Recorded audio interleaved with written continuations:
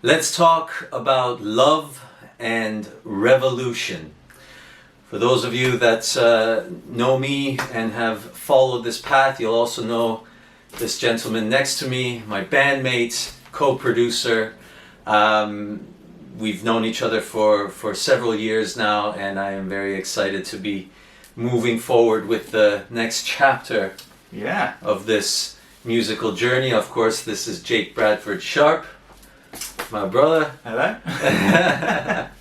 And we're here in this little studio where much of Jake's ideas that we've bounced back and forth between one another take shape. And we wanted to talk to you guys about really the creation of the songs on this EP, that's on the debut EP that we've been working on over 2 years now. Yeah, quite a long time now. Yeah. Sending different ideas back and forth and working on different orchestrations. Yes, indeed. Yeah, different sounds, kind of, again, back and forth, tweaking things here and there. So exactly. Yeah. And this is sort of the element that we how we approached it. I came to Jake about just over 2 years ago, as I said, and I had this concept of an album that was going to highlight the sounds and the melodies and the rhythms of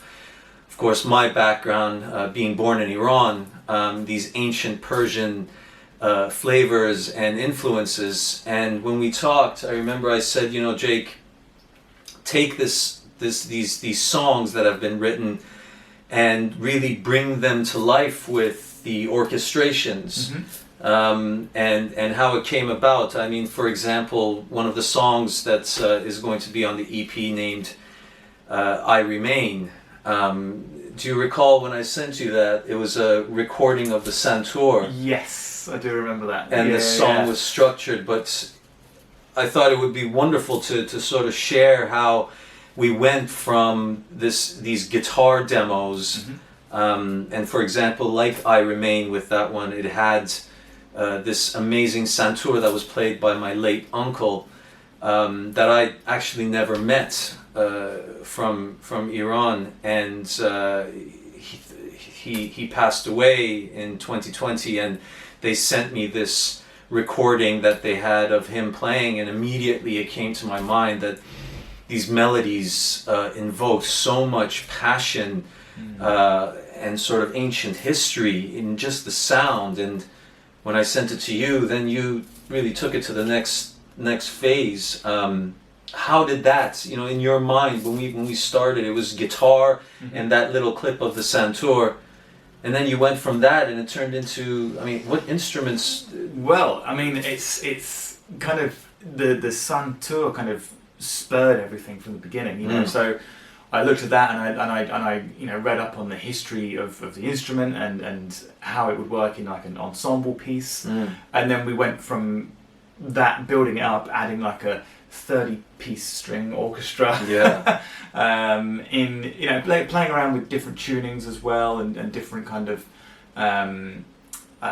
melodical kind of phrases and stuff like that, seeing what would work, but all based around that initial Santoor idea, you know. And from my kind of sampling background, almost resampling that Santoor and blending it through the song, you know. So it was really quite a natural progression from, this is the beginning, let's see where we can run with this, you know. And it was quite nice to build on that kind of almost the heritage, you know, side of things as well, which is really cool. And you can really hear it in the sort of flow of the songs, in the sense that, you know, we went from this instrument, this old ancient instrument, and you brought in the ney, which was another the Persian instrument, which I was so wonderfully surprised to hear, because it had, again, you know, in the ney is, when you hear it, it's almost like a weeping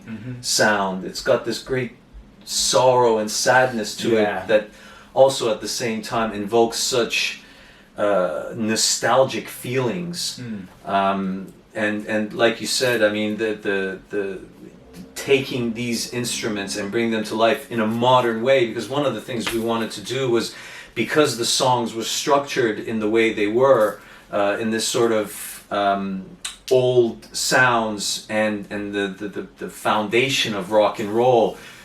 Remember I said to you that, you know, it would be wonderful to take a pop sort of production phase to it. Yeah. And rather than have it be just a band idea, bringing in, like you said, sampling, the beats that you did were phenomenal. I mean, how did you piece the sounds together with the different beats that you were using? Yeah, it was interesting actually, because again, it was like taking, you know, older rhythms and older kind of phrases and patterns and stuff, and essentially just replicating them with melodic sounds and modern sounds, and playing around with you know, modern kind of techniques and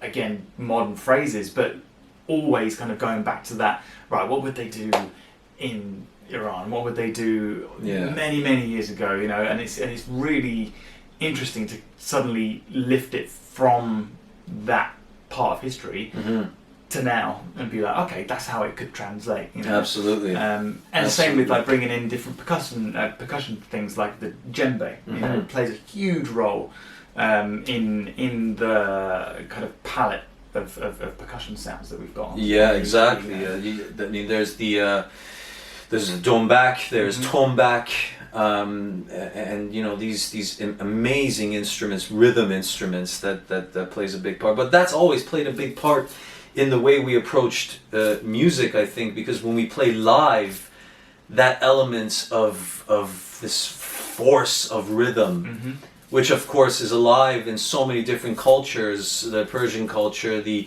African culture, the Latin culture, incorporating these sorts of lively rhythms into the music so that it can be felt not only through our live performances, but you can feel them in the recording too. Yeah. You know, and I could feel that there's moments in these songs where you really, they've been so beautifully worked rhythmically that you want to sort of jump out of your skin. Yeah. And that was an approach too, wasn't it? We went back and forth and saying, all right, we got to make it, we got to feel like we want to jump out of our skin when it hits this point. That's it, exactly. Yeah. And it's trying to match the energy of a live performance. Yeah. You know, which is very difficult on a recording, but it's something that I think we're definitely getting there. Oh, well, yeah. Definitely getting there. Absolutely. And you can really feel it, you know, and it's also again that idea of how do you translate or convey what you want to say. You know?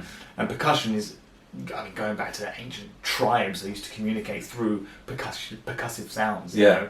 And it's that idea, a very basic idea of this is the rhythm, this is how it sounds. You know? And it's that kind of impact, as you say, to really lift these songs from fairly simple melodic ideas, which is fantastic. But how do you build on that, you know, without distracting? Yeah, well, that's the brilliant sort of concept that we're fortunate enough to work with, in that they were simple pop songs, and rock and roll songs, but that was the approach because the background was so rich in flavor that we had this wonderful palette of sounds and ideas to work with to take it to a whole new place that is very much familiar to the Western audiences and our upbringing of mainstream music, but also at the same time paying homage and respect to those old cultures that we touched upon, and of course that the nation that I was born in. And all of this happened, you know, wasn't it funny that we began working on this over 2 years ago, and all of a sudden, 10 months ago, when the revolution caught fire in Iran after the barbaric murder of Mahsa Amini, we sort of sprung into action musically, in the sense that all of a sudden the songs that we were, bringing together to introduce my culture in a musical way, all of a sudden took a different meaning. Yeah. A far more important meaning with everything that happened 10 months ago. and that is now still ongoing and sort of capturing the zeitgeist of the time that we are living in. And in a way, isn't that funny that we went back to the ancient times and yet still found something so present in the modern time? Yeah, it's really like it's really a strange kind of thread between the two, isn't it? And it's quite a very scary thread to pull at, but it's very much there and alive, and it's still prevalent today. Very. It's scary thread, and yet hopeful in the sense that we as artists can perhaps take our influences and marry these together in a way that we can speak to audiences out there, to different nationalities out there through the power of music. That we can break down that language barrier and have an instrument from 600 years ago or 1,000 years ago. And people get it. Boom, right to the heart. And it's right there, Right to the heart. It's all down to those sounds, and combining those two, kind of Middle Eastern sounds and kind of Western sounds together. You know, there's going to be something in there for everyone. And even if you're not too kind of aware of, for example, the sound of like a santur, it doesn't really matter because you have the modern pop sounds, you have the modern melodies, you have that kind of modern attitude towards it, so it draws you in. And then that's when we say our piece. Exactly. Like, this is it. We've got your attention now. This is what we can do with Here's the journey and the voyage we're going to take you on. Exactly. And I mean, so many of our heroes touched upon this and did this. I mean, you think about the Beatles and how they use Eastern sounds in the music they were creating, and Zeppelin with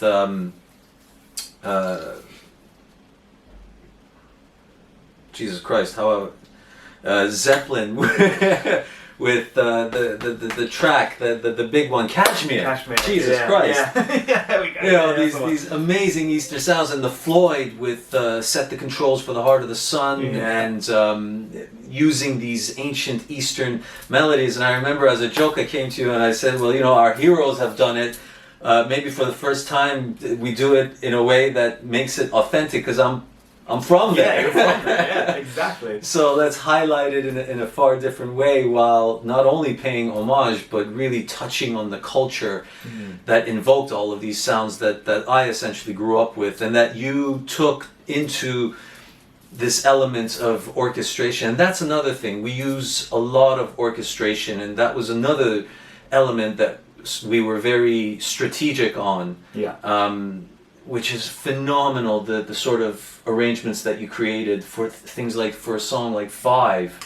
That again was spawned through the Santur, and yet had these immense string orchestrations and 30, 40 piece ensembles that you created. There's a lot going on there, but it's all still based around that same singular kind of idea, and the melody prevails. Exactly. Exactly. If the melody's not there and you can't sing along to it, what's the point? Exactly. And it's the same with the percussion. If you can't dance to it, why is it there?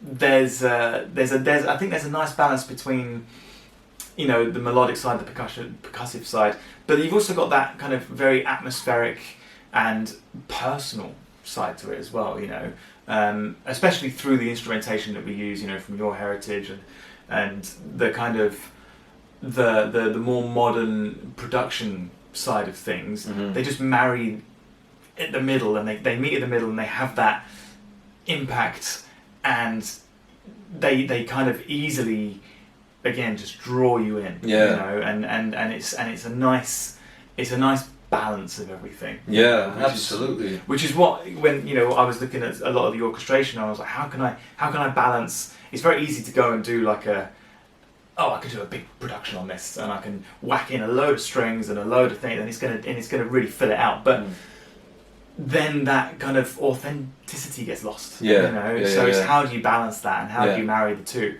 And I think what we've done, you know, is almost perfect. Yeah. It's sitting right in the middle. You know? Absolutely, It's a lovely balance. It's and that goes to the heart of beyond even the musicality, the philosophy behind approaching this new chapter and this piece of music. These pieces of music that we're putting on is this gap that we're bridging through music. This bonding of the East and the West. And, you know, the world is always told we're so different, we're so separate from one another, and yet, you know, we managed to break down all of those misconceptions and wrongful rhetorics to show that what an amazing marriage there is between us as human beings, between the different parts of the world, and how we strive for very much the same things in life. This concept of love and freedom and peace, and of course the idea that all of that is now really launching through this ideal of a revolution to reach those things that really should be a part of our everyday lives for all of us. Peace, freedom, love. It's you know, three incredibly important things that everyone should be allowed to have. You know, there shouldn't be any kind of rules or laws against anything like that. And it's you know, something that this EP obviously does talk about. You know, it's a big identity of the music, which is really important. You know, and you mentioned, you know, fusing the East and the West. It's like when I was growing up, I studied tabla, you know, which is obviously an Indian instrument. And I found myself over the years kind of taking those rhythms that I learned on tabla, which is very different from, you know, Western instruments and Western rhythms, and applying them to each other. You know, so I'd be playing something that I learned on tabla on the drum kit. You know, and even though obviously the sounds are very different, you can still apply those kind of that feeling and that identity. You know. And that translates into what we've got here. Absolutely. Know, taking those initial ideas and how can we move one over to the other and combine the two. You know? Absolutely. It's a great thing to be able to do. And with that said, love and revolution. We cannot wait for you guys to hear this EP in full, and what is indeed the beginning of what will be the debut album as we progress on all this music that we've written. Love and Revolution is out on the 6th of October, and we cannot wait for you all to hear these songs and what we've been working on. And from myself and my brother Jake, love to you all. Peace out.